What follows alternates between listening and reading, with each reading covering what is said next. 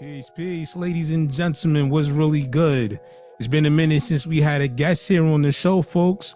So you already know the vibes. It's something special we doing here tonight.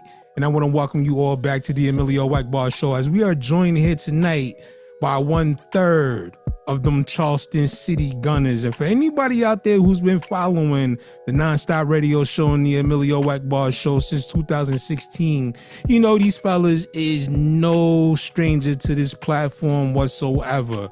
And when I talk about Charleston Gunnaz, I'm talking about them guys from Charleston, West Virginia, ladies and gentlemen. And once again, it is not close to Richmond. Make sure y'all do your geography and get that shit right, ladies and gentlemen.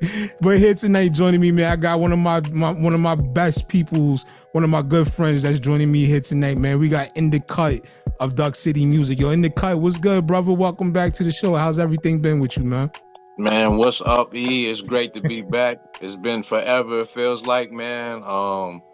You know, we've been chilling, man. We're just happy to see you still at it. Still happy to see you doing your thing, man. We still trying to do our thing. And I'm glad we could connect again after all these years, man. Word, man. Likewise, man. It's definitely dope to see you brothers still, doing your thing with the music and, having expanded over the course of time from when we first linked up back in 2016 when y'all was on the 3rd episode of the EMillio EgBar show / nonstop radio show.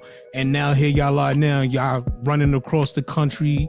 Y'all doing a whole lot of different things. You got a whole lot of, collaborative work that's out there right now. And then also you just dropped a brand new project, man. So we got a lot to unpack within that last period of time from the last appearance you guys was here, man. So for everybody out there who's just now, tuning in and, getting to know you for the first time, why don't you go ahead and give them a brief little, introduction about yourself, man? Man, episode 3, is that what you said? Episode 3. My goodness, man.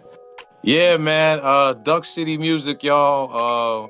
3-man group, trio. I'm one of the members in NdaKut. The other 2 members who aren't available tonight, CHJ. Shout out to CHJ.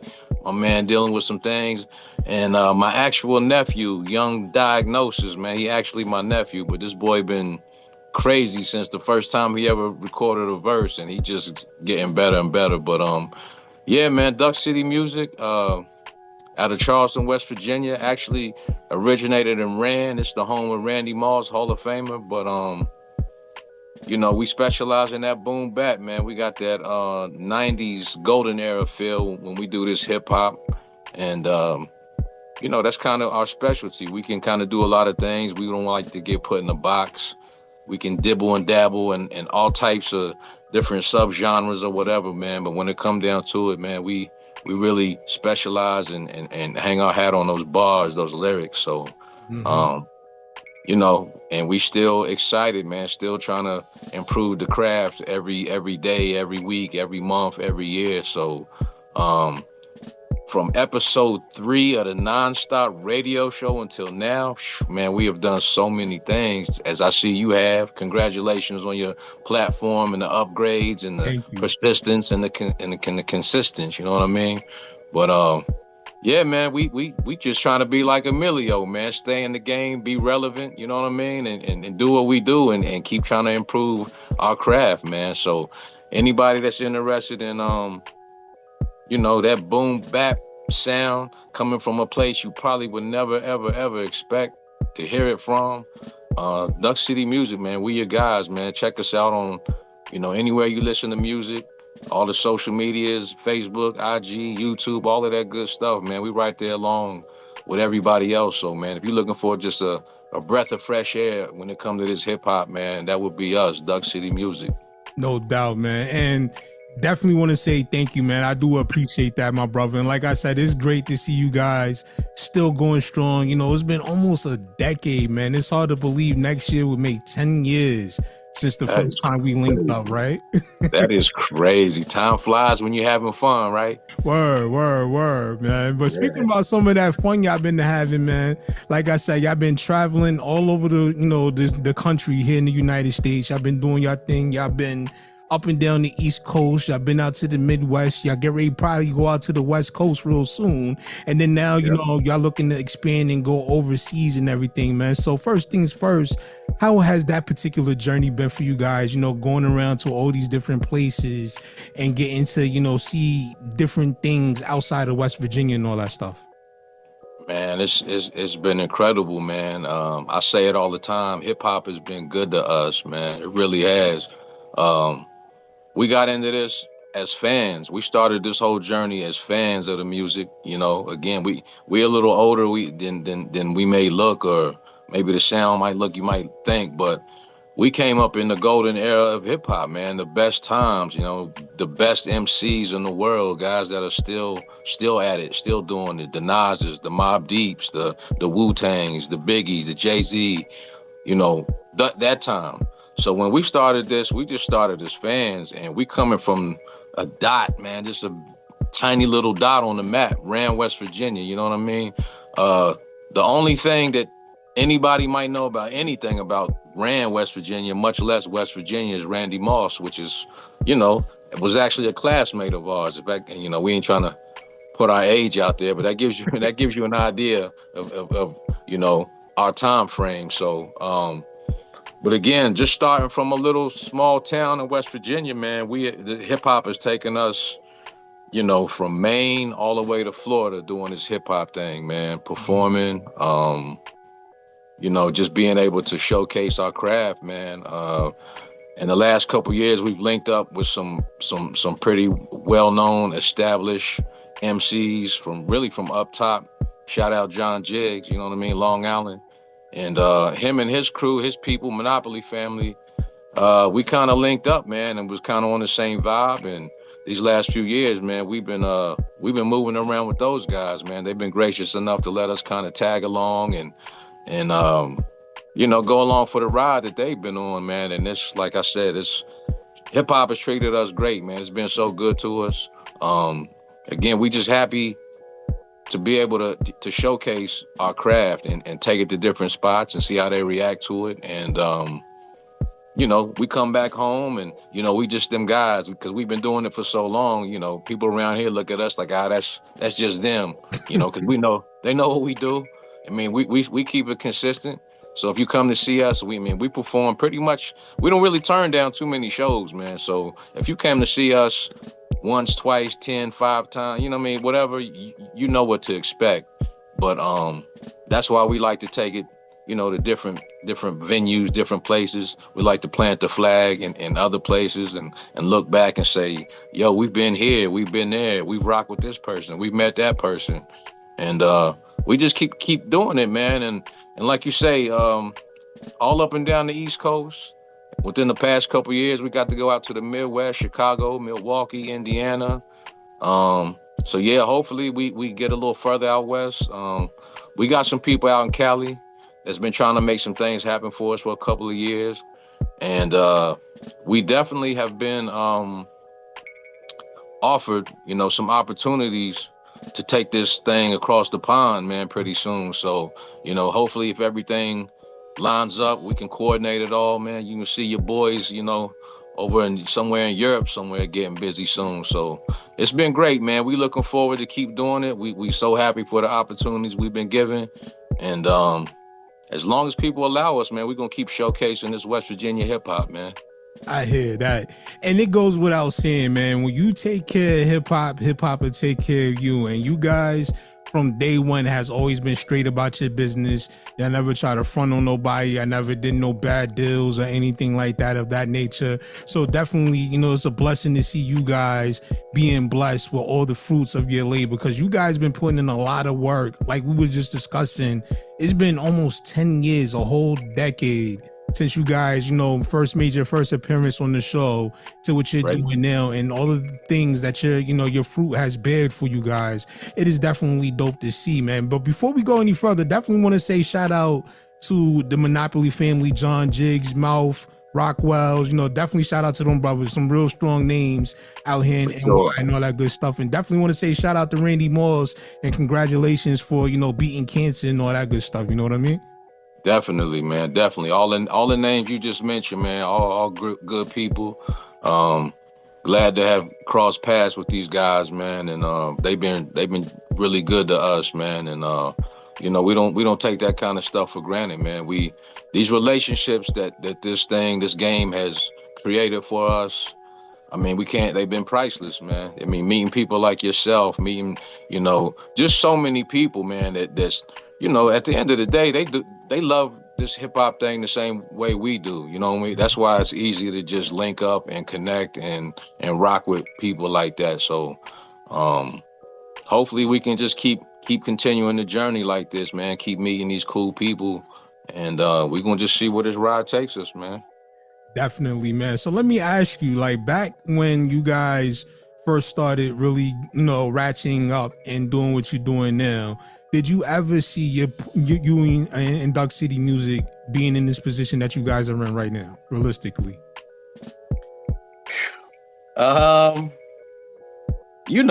It's a wave, man. You know what I mean? When we were a lot younger, when you're younger, I guess faith, like blind faith, you know what I mean? Sort of collides with confidence. And there's times you go like, man, we gonna blow up. We gonna do this. That's being young, being amped up. You know what I mean? Just wanting it. You know what I mean? But then as you get older, you see that it's more. I mean, in this game, as we go through this, we learn how dirty the game is, and that's kind of ugly part of this. But we don't let that really deter us whatsoever. But to answer the question, did we ever see ourselves here? Not really. We didn't. We never thought that the journey would be this long. But it's fulfilling. You know what I mean? We, like you said, we didn't take no shortcuts. We ain't done nobody wrong. We've had our ups, we've had our downs, just like regular life does you. You know what I mean? So, we really didn't have a set destination. We just wanted to be in it. We wanted to showcase our talents, as best we could, almost pretty much as often as we could. And, meeting the people that we've met and being at the places we've been, man, we really can't complain. We're super grateful for the ride. And like I've told you, I mean, I still feel like we on the incline. We still doing things we've never done. Resume builders, good things that we can put on our resume that's good. You know what I mean? And who knows what's going to come from it. But we're just happy to still be relevant, to be a part of it. And, we meeting up with these people like-minded just like us who kind of do the same things we do. And that makes the journey, the ride even that more sweet, man. You know what I mean? It's just a lot of camaraderie that we've built, you know what I mean, over these last, it's been 10 years since we met. Mm-hmm. But, prior to that, we had been rocking.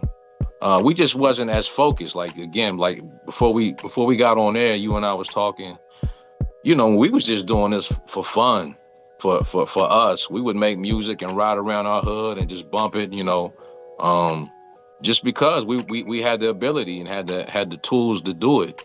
And then once we fed it to the world, the world was like, hey, y'all aren't bad. And we was like, we kind of like took it for granted. Like, what? Like, can't believe, like, New Yorkers, people from out of our area was digging what we was doing. We just, again, we didn't have no destination. We wasn't saying we're going to take over the world, we're going to do this. But once we started putting it out to the world and we got a good reception, it was feeding us, man. We really didn't want to stop. So, obviously we haven't stopped. 10 plus years later, here we are, Absolutely.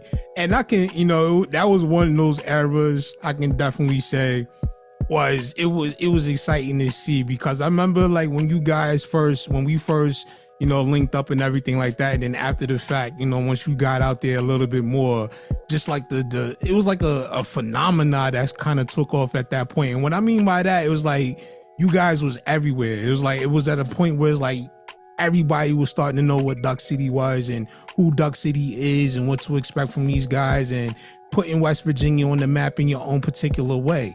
And just to have seen that and to see where you guys at now, you know, you spoke earlier about resume builders, and you look at some of the things that you got on your resume. You guys got a couple of songs out with RJ Payne, who's definitely crushing things right now in the game. You know, you had a mixtape that you guys put out with Ty Nitty. You know, you opened up for Ja Rule, Ashanti. You know, you opened up for Cool Keith, a lot of different names that we can put out there that are very prominent in this space and everything like that. Like, do you ever just sit back and just bask in the moment and just like, wow, like we've done so much in such a short period of time? You know, that, do you ever get those moments? I ain't gonna lie, we definitely do. I mean, again, that's the fuel, man. That's the thing, you know, on those slow days when we were kind of wishing we were somewhere else or had done something else, we can look back and say, you know, not a lot of people can say they've done these things that we have done and that we continue to keep doing. So that's kind of like the fuel, man. I mean, it just keeps us going, and you know, just say RJ Payne in particular. We got on the track with Payne, man. Again, he is a straight up monster, right? So you listen to our song with him, and I mean, we're not comparing ourselves to RJ Payne, but you know, we definitely don't feel like RJ Payne just got on the track and straight cooked us like we wasn't even there. I mean, he has the skills to do this. You know what I mean? Mm-hmm. He cooks everything he touches, and so just to say you know, we can kind of hold our own. And like you say, man, we've built this up to where people do know us in other states. They you know, when you say the name Duck City, I mean, I'm not saying it rings a crazy bells, but people have heard of us in a lot of states, and we've been to a lot of places where our reputation precedes us. You know what I mean? We step in a place we've never been, and people go, "Oh yeah, we heard about y'all," and it's like, yeah, that's cool. Because, like, we never been here. We never been to this place. But y'all heard about us? Like, that's what's up, man. I mean, so that's a little bit of, you know, the fruits of our labor. Again, like, just being persistent. Like you were talking about the explosion or whatever. We've had those waves where, like, this thing happened and then that thing happened and, you know, all at once. And it was just like a big wave. And, you know, it's life, man. It hits you in waves, and then sometimes it slows down. And, you know, but we, you know, like I said the other night on another show, you know, slow progress is always better than no progress. So even when we feel like I said, we're not necessarily where we would like to be, or maybe haven't made the moves that we thought we should, whatever, we can look back on these things that we have done. And like I said, there's a lot of people that for one, couldn't do it, for two, never got the opportunity to do it. And a lot of this stuff, you know, this is all out the mud from us, man. We ain't ever been backed by a label. We never had a manager. I mean, all of these things is just a couple hip hop heads that's just trying to figure it out, man. And you know, doing the best we know how to do. And come to find out, a lot of your favorite rappers, that's pretty much what they doing. You know, some of them had better breaks. They might have come from different situations, different, you know, geographic areas that they may have given them more opportunities than we have. But when you break it down to just the talent alone and the love of the art and all of that, we right there along with some of your favorites. So we just grateful, man. Definitely grateful just to be here, and you know, don't expect us to quit anytime soon, because we still got a lot of love for this. Absolutely. Now, one of the things that I was particularly, you know, proud of to see you guys do was make an appearance on the Punchline Academy on Shade 45, Sirius XM Radio, and you hooked up with, you know, DJ Amadeuz and all that good stuff. So, like, how did that situation come about, and how did that make you guys feel in that particular moment?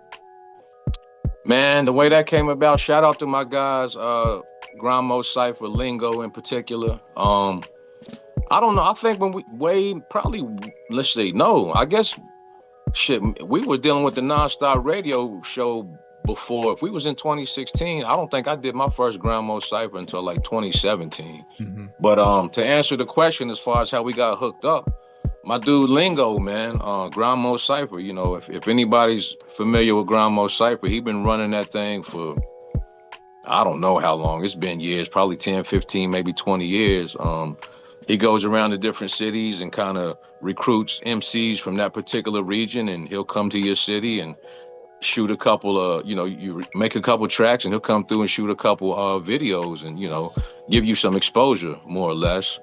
And after doing a bunch of those with him, again, grateful enough that I was featured on a lot of these ciphers, and I ended up getting, due to my skills, due to the rhymes or whatever, I got put on a lot of these as the anchor cipher, the last person that holds it down. So more or less, Lingo has a lot of faith in my skill, I guess you might say.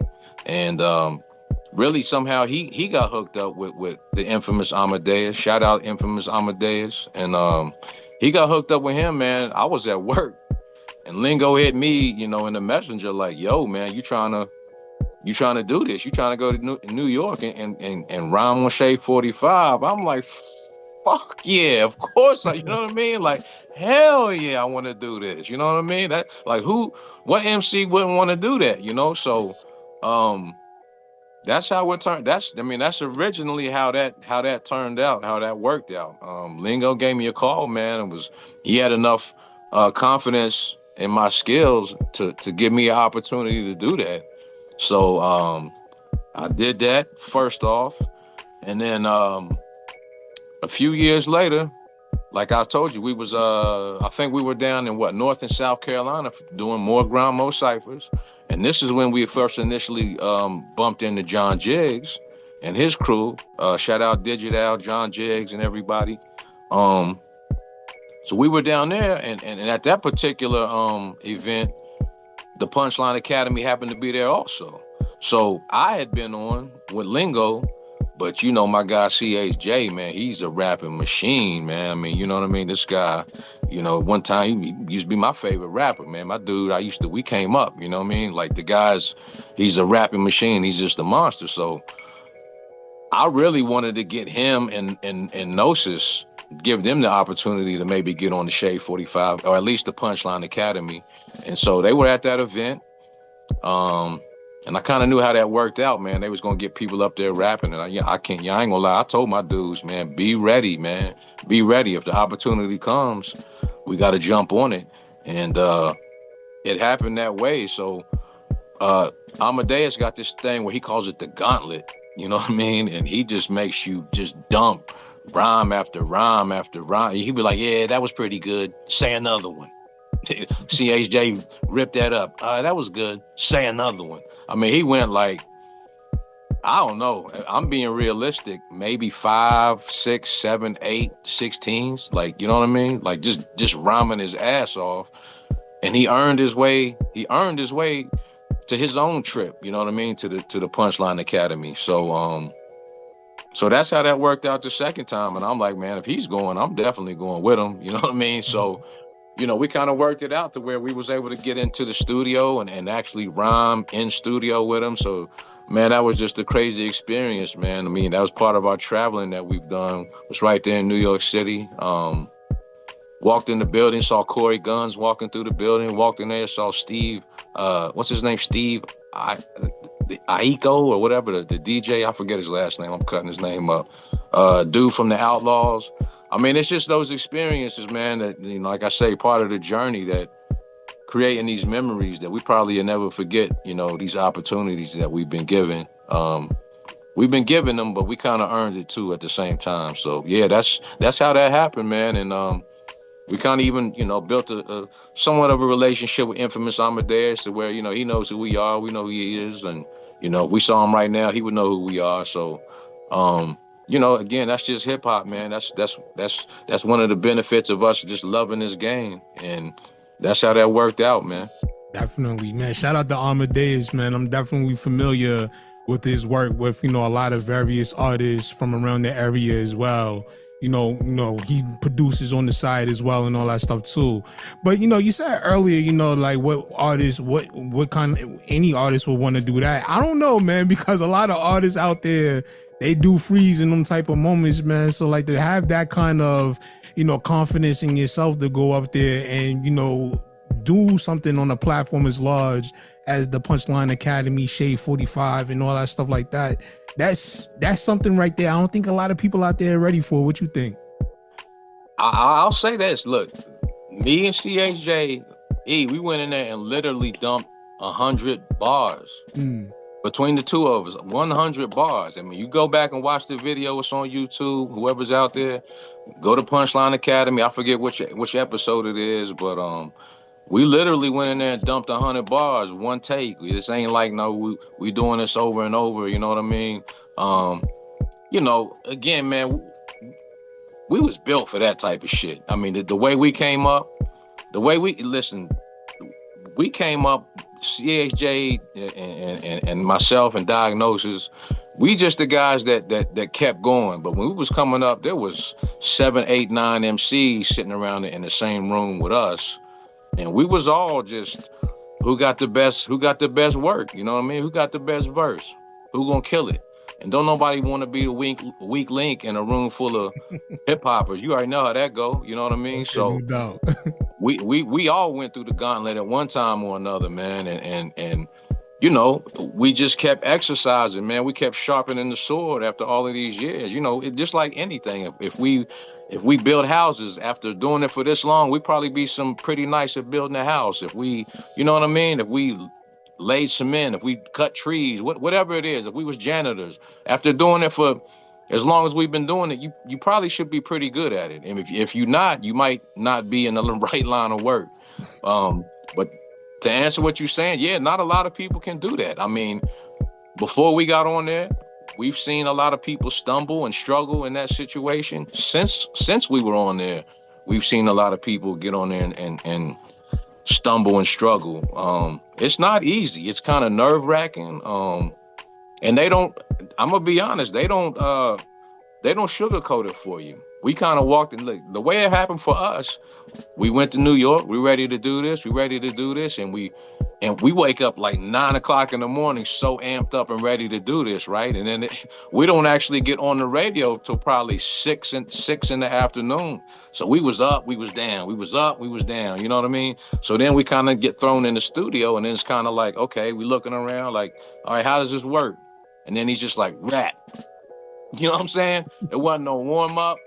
It wasn't no, you know what I mean? So it was like, okay, this is what we came here to do. So we got to just do what we do. And, you know, it's like a boxer, man. A boxer might get nervous when they hear that ding, when the bell ring, you know, it's time to go. And it's the same thing with us, man. We heard that music, man. It's, you hear that music, it's time to go. It's time to do what you've done for years and years and years. So I was really proud of how we was able to display what we do. Just the way it all worked out, man. You know, we was just felt like we was built for that shit. So again, for anybody that don't know, you know, what we talking about, go to YouTube right now, Inphamus Amadeuz or Punchline Academy. I can't even remember what episode it is, but we up there, man. And we dumped 100 bars on them, E. That's crazy.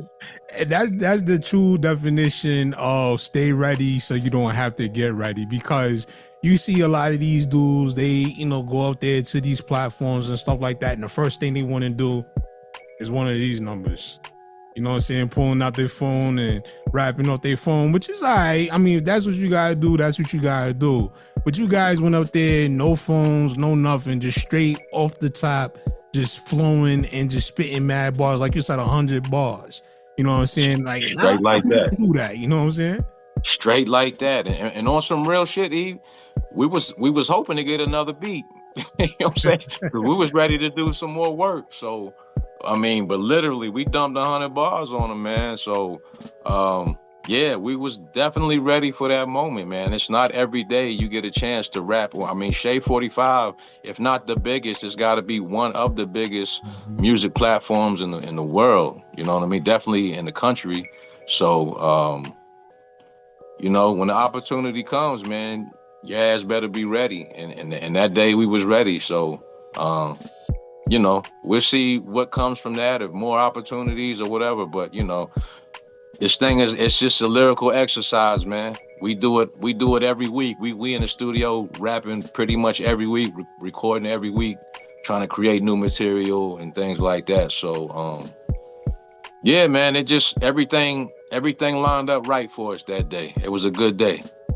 Now, speaking and piggybacking off what you just said just now, you know, you guys, you said you stay in the studio damn near every day making new material.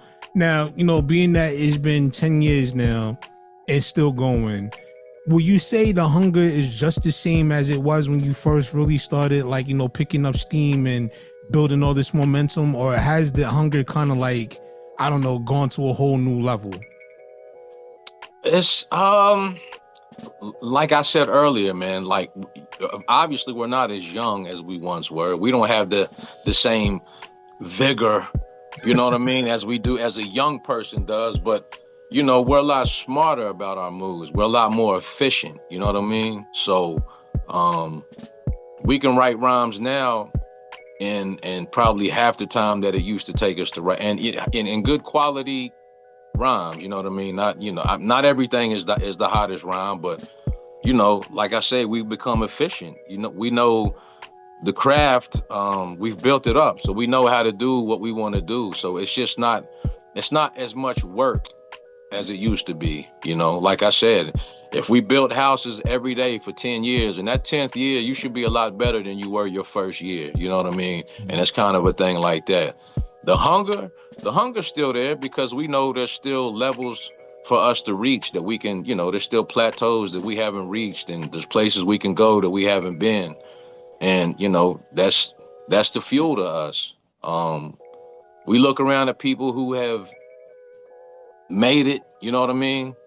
And no disrespect to any of them, but a lot of times we feel like we'll wrap circles around this motherfucker, you know what I mean? And we know it ain't just rapping, you know, it ain't just talent, but when it comes to the talent, to that aspect of the game, listen, we look at some of these guys and say, man, if you put that guy and us in the same room on the same mic, we might make them look kind of bad, you know what I mean? And that's part of, you know, we ain't out to make nobody look bad, but we can't wait to make your favorite rapper look bad. You know what I'm saying? We can't wait to do that. You know what I mean? So that type of thing, man. So the hunger's still there. I mean, we're not, I mean, we're older. Like, so we, you know, we're not as energetic, I guess, as you might say. But like I said, we've become way more efficient in the craft. So we don't need as much now as we used to need 10 years ago, or say, you know what I mean? Mm-hmm.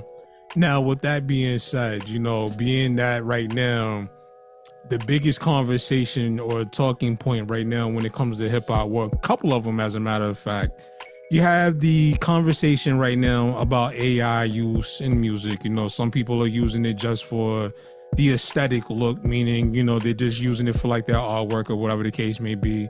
Then you got some people that are using it to create their whole entire catalog and whatnot. Then also not only just the whole conversation with AI, but the whole conversation when it comes concerning hip hop, a lot of people feel that the genre is dying off. Where do you stand on these particular topics? Me personally, AI, you know, you got to put this new technology to use. You got to use it to what's best for you. Maybe it fills holes that you may have in your team, in your personal, in your tool case. You know, AI it's a cool tool, but to make it the forefront of what you do, I personally don't believe in that. I mean, use it as a tool for this or that, but if it's writing all your rhymes, if it's actually your voice, you know, instead of your real voice, you're using AI, I mean, it might as well be somebody else. It's like, it's kind of like fakery, you know what I mean? It's ghostwriting. And you know, some good music might come from it. I'm not saying that's not a possibility.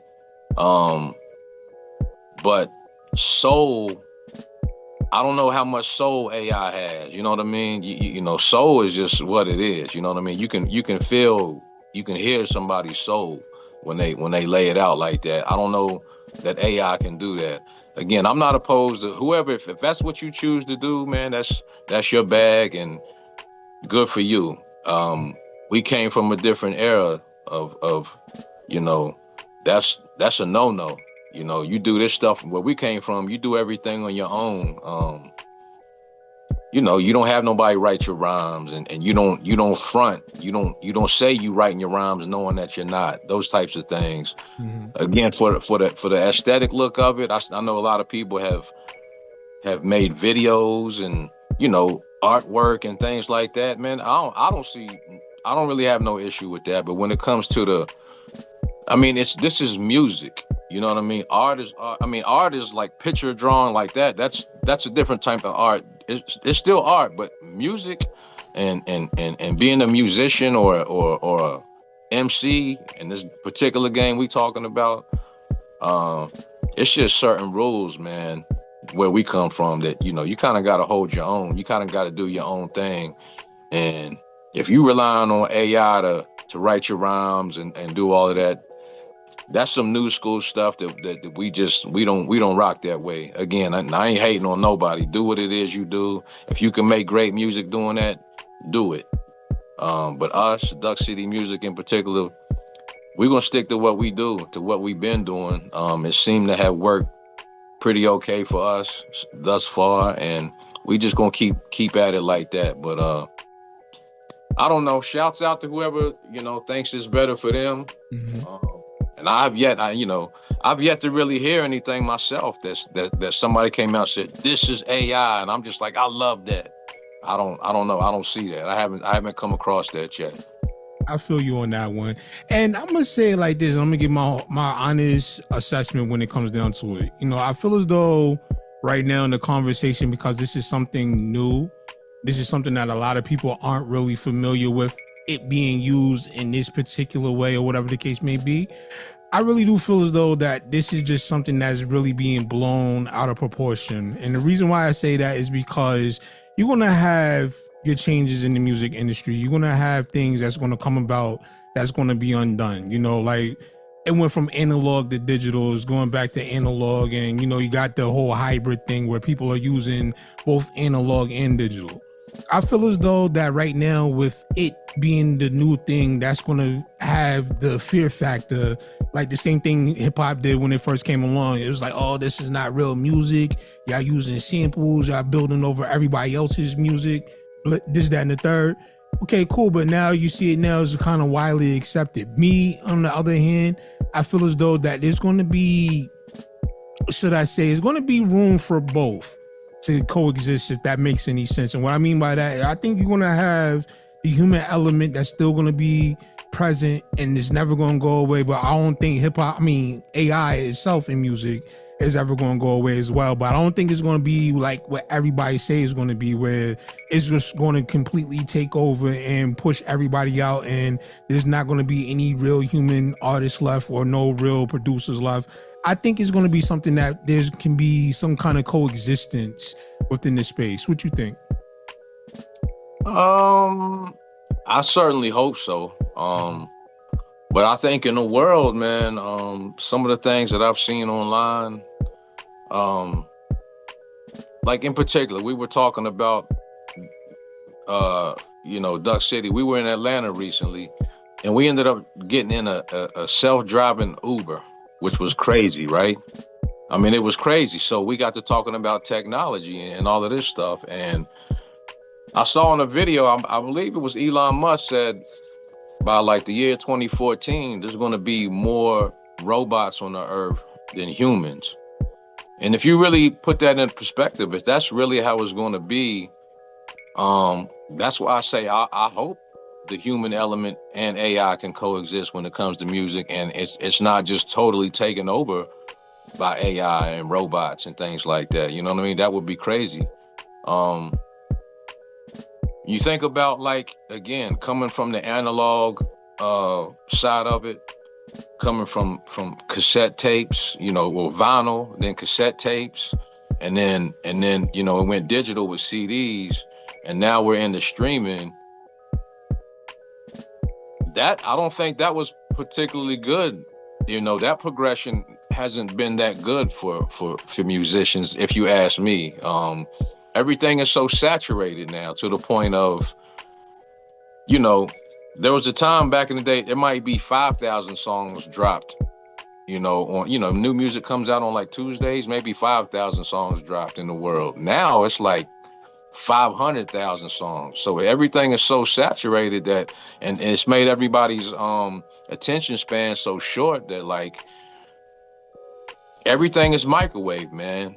And you gotta have everything line up just right for you to be that guy, to pop, to blow up, because people have so many choices. I think I saw something somewhere like, it's, you know, when it comes to this music, if you don't catch them in the first, like, maybe it's 5 to 7 seconds or something like that in your song, like somebody may not ever listen to you again.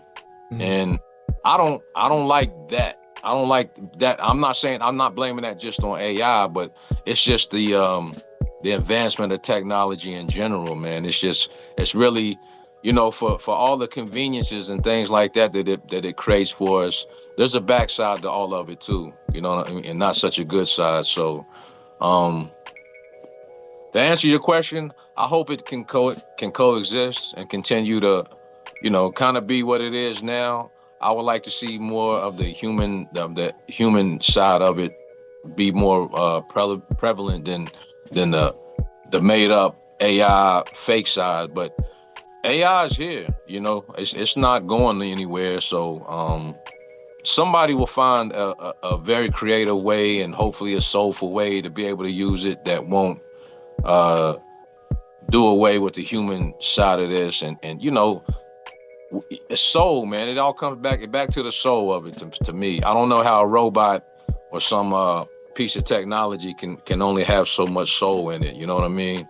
And that's sometimes it's just the things, it's just the little nuances and things that make the difference between something that's okay and something that you really love. And I don't want to lose those little nuances because everything's the same because it's digital or some robot is creating it. You know what I mean? Oh yeah, I totally agree with you on that one, man. And it's like, when it comes down to it, like you said a very key point when you said saturation. When it comes to it, as things is very oversaturated right now when it comes to the space. And I feel as though like the oversaturation that we have currently right now within the music space has led to a decline in quality, so to speak. Now, a lot of people, and I've seen somebody make a very valid point where it says not music overall that's dying or hip hop overall that's dying, is more so dying on the mainstream level. Like the music industry part of it or the music business part of it is the part that's dying. When it comes to the art form itself, it's not going anywhere. And I can kind of agree with that at the same time. But when it boils down to it, like it has become so accessible for people to make music these days. It's like people aren't really taking the art for what it's really supposed to be meant for. And then I remember one time, like a few years ago, I had a conversation with somebody that came right out and said it. You know, I gotta, you know, credit the guy because he was honest about it. But he said, I'm only really using hip hop as a way to get in the door. I'm not really a real hip hop artist. You know what I'm saying? But you have that kind of space out here nowadays where people are kind of allowing that to happen. And so I kind of feel as though like when you have these kind of situations happening where people are just using this as a doorway to step through and get to what it is that they're trying to do, I think that kind of contributes also to the overall decline and what we've been seeing in the quality of music or hip hop, to be exact. You know what I'm saying? So like the conversation whether or not hip hop is dead, that's one of those that's kind of like subjective. Everybody has their opinion when it comes down to it. But I really do feel as though like on a commercial level, we're starting to see a decline because everybody has been so adapted to this whole microwave way of doing things that's like it's not giving no real substance anymore. So you got a lot of people coming back and they're looking for the pure form of the art. You know what I'm saying? Yeah. I saw a video today. It was Big Daddy Kane was talking, and he says the gap. He was talking about basically, you know, I guess about the time the Lil Waynes, the maybe the J. Cole's, I forget the other name he threw out there, but it was like around in that time when those guys was coming out, those are like maybe the last generation of when people was getting into hip hop that got into it to be dope MCs. You know what I mean? Like after that, man, like with technology, I mean, the entry level has gotten so low to get in the. I mean, before you had to be pretty nice before somebody to even pay attention to you or listen to you. Mm-hmm. You know what I mean? Like if you wasn't like somewhere up here, you had to be saying a little bit of something. Nobody wouldn't even listen to you. Now the entry level is just so low that anybody with a computer and a program can call themselves an MC and get in here, and then you can get on these streaming platforms and put out your trash music and have absolutely no substance and not really know the history of the art form as far as 70s, 80s, 90s. When you got into hip hop, you got into it because you wanted to be dope. You wanted to be nice, considered nice. You wanted to have fly rhymes and be able to, just have a certain thing in your craft. And when it was time to do your thing on the mic, you had some slick shit to say. Now it's about vibes and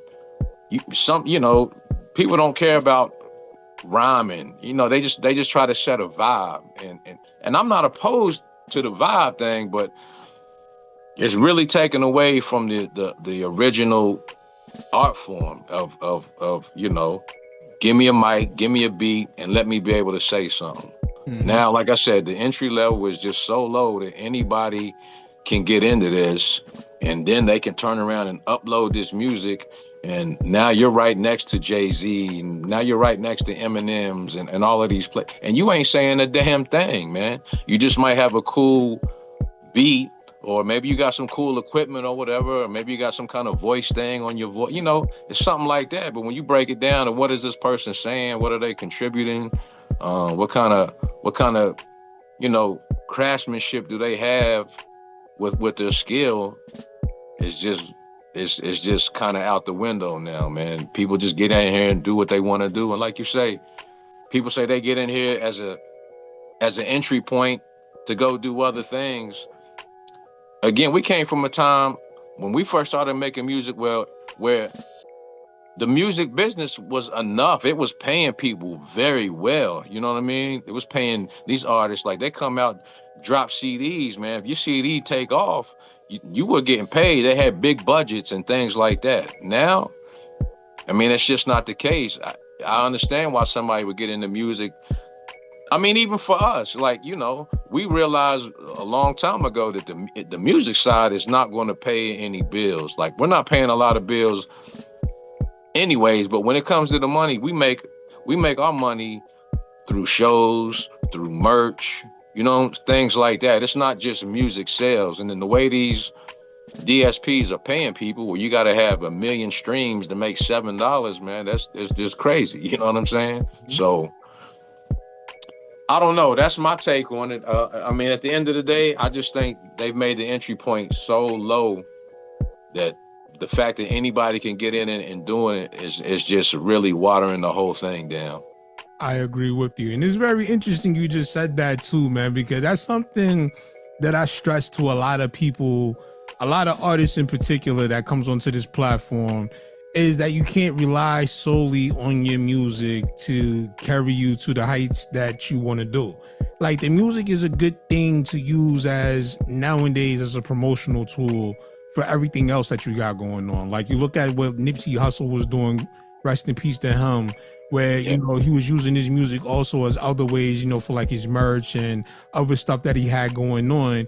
And it's like, you see the artists that get it, they're using their music to bring you to their content that they're doing, bring you to their merchandise that they're doing.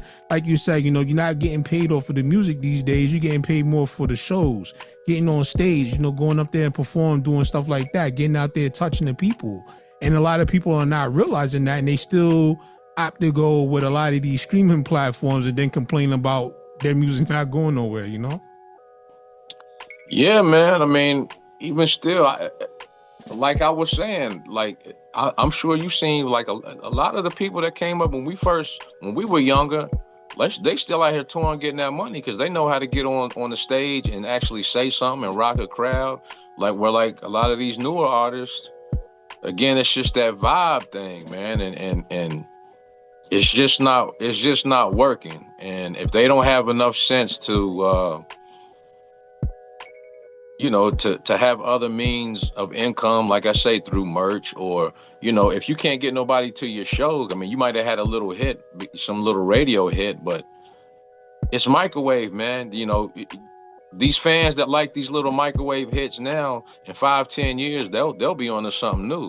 So these artists that they might pop today, but in 2-3 years they try to go do a show somewhere. People don't care about that. They don't care about them. They don't even know them. You know what I mean? Like, so I don't know. It's at the end of the day, for me, I think it all comes back to doing it for the right reasons. Do it because you love it, not because you trying to get paid or get rich, or because it shows, man. It shows. You can hear it in the music. And a lot of these younger fans, they're kind of naive. They don't understand it. They just don't get it. And you see things a lot differently as you get older. So it's very microwave, man. So what's hot today, and particularly like today and these days and times, what's hot today won't even be a thing tomorrow. Definitely not 5-10 years from now. I agree with that one. And that's another point where I would tell artists, especially these artists out here today, I tell them all the time, do not chase the trends that you see going on out here. You should be chasing the idea of making timeless music, because the trend is only going to be hot these days, like you said, like maybe for 5 minutes. You know what I'm saying? And then if you're making music that is timeless, then you can be like these older artists out here, the ones that came before us. You can be like them, and you can still go and tour off your catalog alone from hits that you have from like 10 years ago, because you made music that was timeless. It doesn't fit within a specific time frame. You know what I mean? And it's like a lot of people don't get that concept when it comes down to it, so they still want to do the popular thing. And then when you look at it right now, all these people that are popular, that are not putting out music with a lot of substance right now, I bet you in about 5 years or so, if Love and Hip Hop is still around, that's where you're going to see them at. You know what I'm saying? You're not going to see them being able to go out there and go perform the music that they got, because it's only hot for right now. People are not going to want to hear that 5 years from now. You know what I'm saying? I totally agree, man. I totally agree. I mean, that's why I'm so happy to see the guys from our generation, like, basically kind of like rewriting this whole ageism rule book and all of that, man. They try to put a cap on the age limit. Like, there's no other music genre in the world that put an age limit on it except for hip hop. And we're currently going through, a undoing of that. I mean, some of the hottest, most respected artists out here today are older cats that have been out. I mean, I gotta say, probably 2025 hip hop is probably one of the best years in hip hop in 30 years. Mm-hmm. You know what I mean? And just the people that have come out in the past year probably was all out 25, 30 years ago, but they came back. They brought that sound back. They brought, that original traditional sound. But I mean, of course, they're using technology and but a lot of these guys haven't just totally thrown away what they originally did. You know what I mean? And you still got these fans that, for one, older fans actually have money. You know what I'm saying? 18 and 20-year-olds, they don't really have even money to spend on your merch and things like that. You know what I mean? And if, you 18 and 20, you making that music now, this microwave music that can't get played in 2, 3, 4, 5 years, like, you better get it now and save it up. That's all I can say, man. And because it's just like it goes back to that timeless music. If you ain't making that timeless music something that can has any kind of replay value, man, your time is limited. That's a fact. Now, speaking of replay value, I want to get into the latest from Duck City Music, the Humble Champs Volume 2. Did a Masterpiece of Disaster showcase on the last episode of the EMillio EgBar show, and I played 4 joints off of that. You know what I'm saying? So, like, definitely I watched that. Thank you. Yeah, no doubt, man. So definitely had a lot of replay value with that particular project. So when it comes down to it, this is the second installment of the Humble Champ series. So like, what was the inspiration that went into that? I mean, for the people out there that don't know the story behind what started the Humble Champs, like, give us a brief synopsis on that. Yeah, I mean, again, the Humble Champs, it's kind of self-explanatory.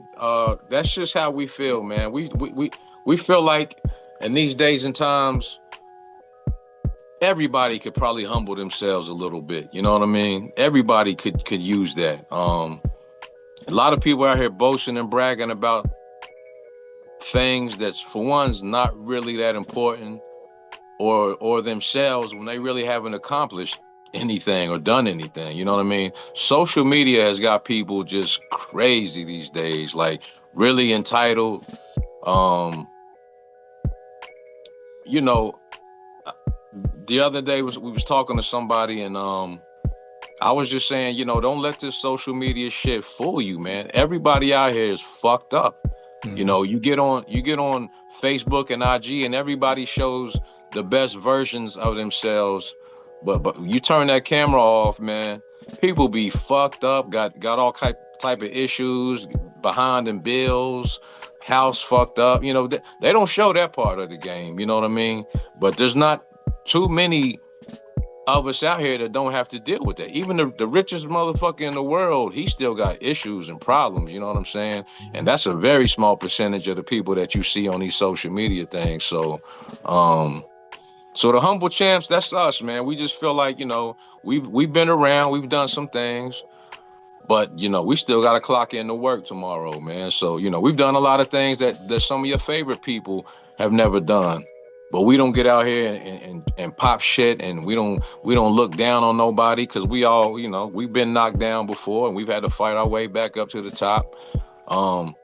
So that's what the whole, really, the moniker, the name Humble Champs kind of originates from, man. We just ain't too big on ourselves. We feel like everybody could take it down a notch, be more real, get off of this social media bullshit everybody's on, and just keep it real. But the way that this, I guess, the music series came out, we just use this, like, these kind of mixtape projects. It's kind of just a way to feed the fans, man. When we are making original content, sometimes it can be a kind of a long, drawn out process with mixing and mastering and getting beat stems and vocal stems and things like that, getting all of this stuff arranged and coordinated so that it can be put together, so we can put it out to the people. That sometimes can be, a drawn out process. And we like to be able to feed the fans that want to hear some. It was just really just a way for us to, feed the people that want to hear some music from us. Gives us a chance to flex our, exercise our mic muscles, our lyrical muscles, you know what I mean? And, again, we just like to showcase the talent and the art. So that's really what it is, man. We took it back to the essence, man. We find some of our favorite beats, put the beat on, and let us get busy, man. And that's what it's about. Absolutely. You said something that was very profound. I mean, we be doing this right here, what you see us doing, but once this camera cuts off and this mic is turned off and all that good stuff, gotta go punch in the work the next day, man. Don't get no realer than that, for real. Yeah, man, that's just what it is, man. We ain't out here fronting and faking for nobody. Now, don't get it wrong. We would love to pop, and live that life and be on jets and planes and going from this and that, you know what I mean? Truth be told, man, we came out of pocket to do a lot of the things that you see us do online, and we ain't too big to admit that, you know what I mean? We ain't gonna sit out here in front and say it's all sweet all the time. I mean, we take our wins when we get them, and when we have those tough days, we accept those too, man. So just wise enough to know, this shit that people try to show you all the time, man, that shit it's a big facade for most people, man. And we just wise enough, experienced enough to know that. And we don't knock nobody, man. We just stay to ourselves and do what it is we do. And if it ain't for you, then I guess it just ain't for you. If you want to be on that extra cool, extra I'm this and I'm that, more or less fake shit, by all means do that, man. We over here doing what we do. Absolutely. And one thing you said too that, caught my ear, and it's something that I've been seeing a while here too, and a lot of conversations been happening around this, is that you're starting to see people now starting to gravitate back towards relatable music. And what I mean by that is they're getting back, or they looking for the music once again that they feel as though speaks best to them. Like the music they feel as though relates to them. And I like that for what we seeing right now in this current era, is because, we seen it for the last few years where, just music was just stuck in this whole facade phase and this fake shit and everything that we've been seeing. And it's like now people are starting to want to connect more so with music that makes them feel like it relates to them. I feel as though like, we're going in the right direction with that one when it comes down to it, because like I said, I'm one of them type of people. I don't like to over fabricate or anything like that. I like the realism in the music. That's what, drew me to you guys. That's what draws me to a lot of the artists that I've come in contact with over the years, doing not only this platform, but just, still being a music fan at heart and just listening to music that I feel as though is relatable to me. So like, with that being said, with this current way that we're seeing music transition now, what is next for Duck City Music? Just what you said. We want to get into more relatable music. We want to make music that speaks to people. We've been, us, you've been rocking with us, man, for a long time, man. We just wanted to out rap your ass. You know what I'm saying? Every track, we just want to show you, we want to say the illest bar, the dopest bars, the flies rhyme, you know what I mean? We've been trying to out rap people and show people that for years and years, and that's cool, and we'll always do that. Even on the humble chance, we got the Hut 3 joint, man, and that's, sometimes you just want to bar out, man, for real. You want to say some slick shit over a real hard beat, but then there's other times when, there's a lot of talking to people that can be said. It's a lot of things to talk about in the world, a lot of things that people can relate to, and we're just not with the fakeness, man. We're cool with being original, being who we are, being unique, even if it's not we're rich and we're famous, because most people aren't. Let's just keep it real. Most people aren't that, you know what I mean? So we cool with who we are. We cool with making it cool to be ourselves, and can't nobody be me like I can be me. Now I can try to be a Jay-Z, I can try to be Nas, but Nas is already there. Jay-Z's already they're already them. You know what I mean? Who's me? I'm gonna be me. I'm gonna be the best me I can be. CHJ, he the best CHJ. Gnosis, he the best Gnosis. And maybe one of these days we have some young kids trying to be like us because we chose to stick to our guns and be original and be unique and not front and fake, and you know what I mean? Like, we get up, put our pants on, like everybody else does, you know what I mean? We have good days, we have bad days. I think more than anything with us, we just don't quit. We just don't stop, you know what I mean? We thug it out, we tough it out, man. If today is a rough one, we get up and we gonna kick tomorrow's ass, man. That's just the mentality we have, you know what I mean? That's real right there, man. So with that being said, before we get ready to wrap everything up, we made mention to you earlier, about the whole situation with Shade 4-5. We're going to speak it into existence. I can see you guys ending up on that show out there called On the Radar. What you think about that? Yeah, man. I'll tell you what, some of the things that we've learned, probably any of these shows that you would like to see us on, we've kind of figured out ways of how to get there one way or another. There's very direct routes to get you on a lot of these shows. You know what I mean? If you understand what I'm saying, maybe not, but we figured that out. There's ways to get on these shows. On the Radar is one of them things that we really shooting for. We can definitely make that happen. I believe that 100%.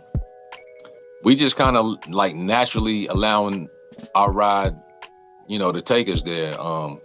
But Shade 45, man, we've had songs played on there numerous times, and the way that the cast that we rocking with, on the regular now, doing these shows, kind of doing tours with. Basically, at this point, we're coming across we're meeting a lot of people, and you know, they say it's a small world, but when you get into this hip hop community, it's an even smaller world. You know what I mean? So, we already know people from Shade 45. You know what I mean? Then we know people that know them who aren't necessarily on Shade 45. So, like I say, we go to places and they say, "Oh yeah, we've heard of y'all. We've heard your music before." Like, there's DJs right now on Shade 45 that we know some people that know these DJs and say, I'm not gonna say nobody's name, but like, for instance, like I don't think, it's probably less than a year ago. Where was we at? One of these tours, I think we was up north, maybe towards we went to New Hampshire, Maine. Was it Maine? I don't know. One of these places we was at in the last few months. People we was with called one of the DJs, well-known DJ on Shade 45, and says, "Hey man, I'm with Duck City Music. Are you accepting music?" And they're like, "Yeah, man, we've heard of them. You know, the things they've sent us, we've always played it. You know, tell them to go ahead and send us some music." That type of thing, man. So to me, that's more the natural route of getting our stuff in a regular rotation. But like you're saying, on the radar shows like that, no doubt that I feel like, you know, if that's something we shoot towards, we can definitely get there one way or another. It might take longer to do it at the natural route, or you can do it the unnatural route and get there. You understand what I'm saying? Right, but right. You can get there. This is what we're learning. You know what I mean? So we'll see how it goes, man. You know, like I say, hip hop's been good to us, man, and we just gonna keep, you know, enjoying this journey. And you know, when things allow us to make those moves like that, we're definitely going to jump on them. We call ourselves the road warriors these days. You know, we ain't afraid to jump in the car, jump on the plane, and get there and do it. If the opportunity's right for us, we gonna be right there trying to showcase what it is Duck City Music does, West Virginia hip hop does. We doing things that nobody from our little town has ever done. We just keep doing it, man, because we not gonna stop. And you know, again, we don't know the destination, but if you tell us no, you can't do it, man, you basically telling us go do it. You know what I'm saying? Because we ain't listening to nobody, man. We want to prove everybody wrong with this. Anybody that doubts us, don't think that we can hang with the big boys that's out here, the so-called big boys or whatever. Shit, man. Tell us we can't do it, and we gonna be right there trying to do it, man. It's just like that. Nah, I know for a fact that you dudes can definitely hang with pretty much anybody out there, top caliber MCs, you name them.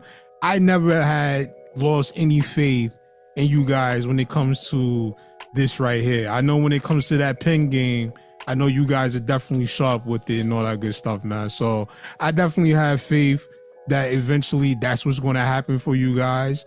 You know, it may not happen, you know, right away, but I do see it happening.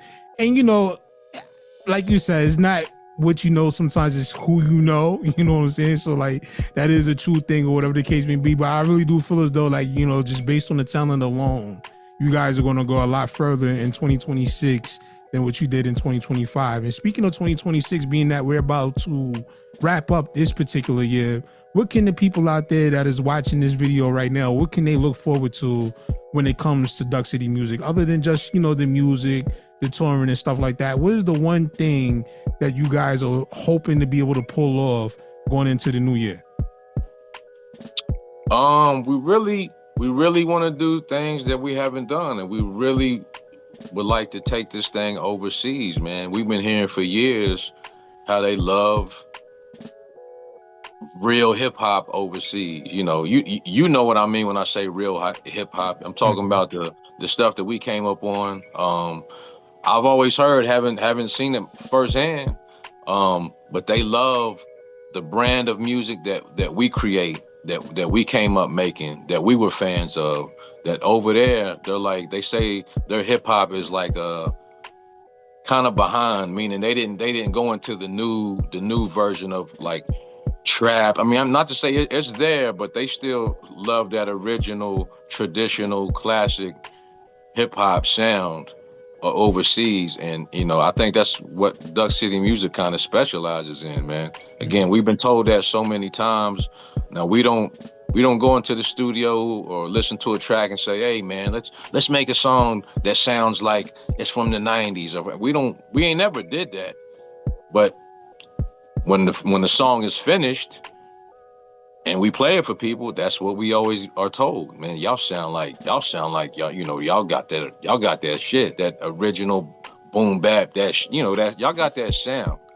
And we want to take it overseas, man, and see how that goes. And we kind of been presented with a couple opportunities to do that. So hopefully, the next time we on here, we can say, yeah, we've been overseas and we did this and we did that, or we can say we about to go, because like I said, the opportunities have been presented to us.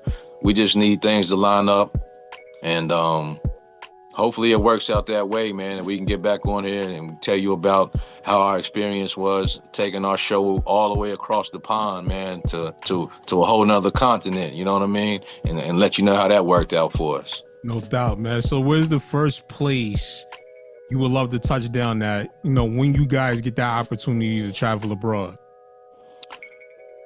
The things have been presented to us over in Europe. So we're talking about like Amsterdam, like cool places like that you really, if you ain't been, you just kind of heard in your raps. One of the guys that we met while touring over, this past year, he go by the name of, the guy that basically had us in Brooklyn, Ready Rock D. Shout out Ready Rock D. He just had like maybe 4 or 5 shows in South America, and like I want to say maybe Brazil.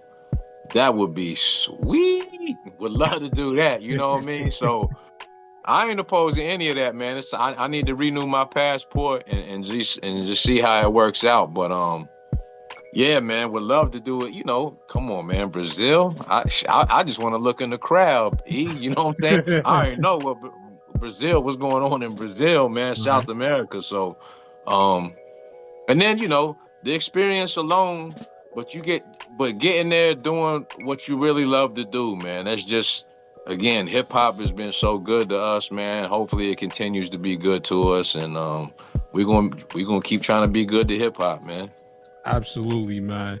Hey, yo, man, this has definitely been one of those episodes, man, that I'm always feeling honored when I have an opportunity to sit down and chop it up with you. Unfortunately, we didn't get a chance to get Diagnosis and CHJ on here, but we got to definitely make sure we get that happening, 2026. You guys can come over here once again and all that good stuff. It don't have to be, so spaced out between the appearances and all that stuff. I know, like you say, life be life, and, you got things going on your end, me too, and everything like that. But I definitely want to make sure we put something together here much sooner rather than later. You know what I'm saying? Definitely, man, and just to make it official, man. Like, not that I haven't told you, but for anybody tuning in, man, you play such a major part in us, taking what we were doing in just the bedroom, in our bedroom here in Rand, West Virginia, for ourselves and our hood, and taking this thing, potentially to another continent, getting ready to rock live, man. I mean, we was just right here in Rand, West Virginia, and then we would go to Charleston, the capital. That's as far as our music went. And then in 2016, we link up with you after you hearing something, and it really just put a battery in our back that said, man, maybe we do have something that we can share with the world. And that's kind of really what started it, man, that we really started putting our music out there for being an artist is not for the faint of heart, man. You get criticized. Not everybody is going to like what it is you do. You know what I mean? Not everybody has liked our stuff, but I mean, I got to keep it real. We don't get too much negative feedback. You know what I mean? And you're a big part of that, man. The beginning of all of this, to be quite honest, man. So thank you so much, man. It's just super dope to see you still rocking after all of this time. This is crazy that we were able to reconnect like this after all of this time. And yeah, I'm sorry CHJ and Diagnosis wasn't available tonight, man. But they both said what up to you. They grateful for your show, man. See you rocking. And you know, can't wait to do it again. And I'm gonna make sure these motherfuckers on here next time. They tripping, man. I don't know what they doing, man. Yeah, it's all good, man. Yo, I definitely do appreciate that, man. Thank you so much. Like I said, I'm not one of the ones that like to feel like I'm taking credit for anybody, you know, success in their hard work or whatever. But to have been a part of the journey and just still stay connected throughout all these years, that makes me feel great, you know, about the things I was doing. Cause, you know, like you said, you know, sometimes you have those moments where you just feel like, damn, yo, what am I doing this for? Like, is it really being of any, you know, help for anybody out there? Then, you know, have you tell me this and everything like that. It makes me feel good, man, about what, you know, it is that I do over here. And you just put a battery in my back to keep going, man. So I definitely do appreciate that, man, from the heart, yo. That's all love right there, man, for real, for real. Yeah, man. Likewise, man. That's all real, man. I mean, we really thank you. I told you many times, man. We'll never front on you. Never front on the impact and the part of the journey that you play for us, man. So, keep rocking, man. Keep, you know. I'm sure we're not the only people that feel this way. I mean, I'm sure you've done this probably for multiple people, man. We're not the only ones, but you know, I ain't got no hesitation in letting you know, we appreciate what you did for us. We appreciate what you do every day, every week, you know what I mean? For independent artists, for artists in general, man. It's, you know, not everybody has this kind of thing, and it should be appreciated, man. And we definitely do appreciate you, E. Thank you, man. I appreciate you as well, man.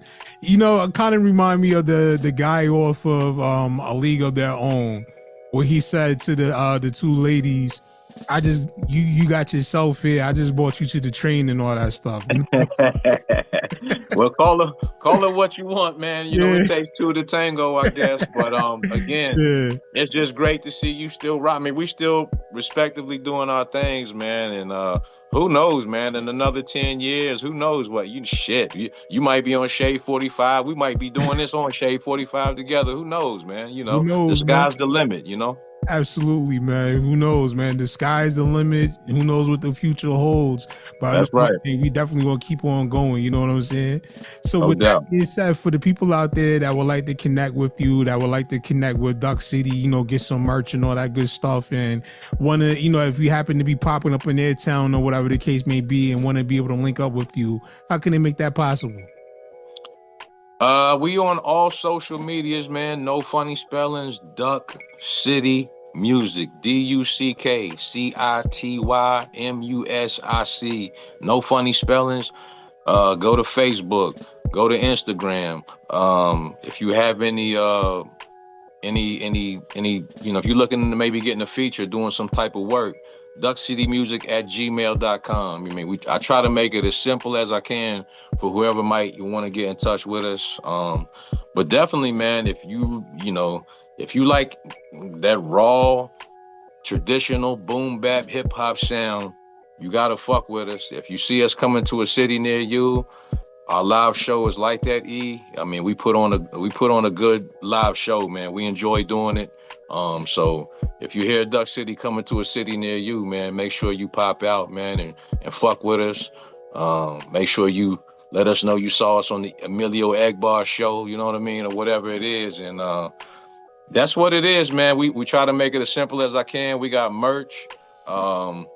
We got all kind of fly shit, E. So, you know, Duck City Music, wherever you listen to music, searchers, YouTube, definitely make sure you go to that Bandcamp page, man. We're trying to go more direct to consumer, not as much DSPs, because, you know, these streaming platforms, they're not paying like they weighing at all, man. They're not paying the artists like they should. So we try to take it to more like Bandcamp. We have a .com as well, DuckCityMusic.com. We got some material up there, some songs and things like that. So, you know, we make it easy, man. We not hard to find. Duck City Music. If you like what you hear, if you like what you've seen, make sure to reach out, man. Tap in, man. We ready to rock. Absolutely, man. Well, this has been a pleasure, and I definitely do appreciate you guys once again. And you know, yes, as I said before, man, y'all helped build this platform right here, so you always got a place here at the EMillio EgBar show, man. Y'all been rocking with us since the nonstop radio show, so we're gonna keep on rocking and all that good stuff. You already know what it is, my brother. That's love, man. Thank you. We appreciate the opportunity once again, man. Look forward to doing it again real soon. No doubt. And before you go, for everybody else out there, man, make sure you keep it locked and stay tuned because we about to get into some more of this Duck City music for all of y'all out there. You know what? Let's give them a little bit of nostalgia. Let's bring it back to Prince once again for all Prince, y'all out let's there. go. Let's do it once again, man. Keep it locked, y'all. It's your boy EMillio EgBar. This is the EMillio EgBar Show, and we be back with much more right after these words, all right?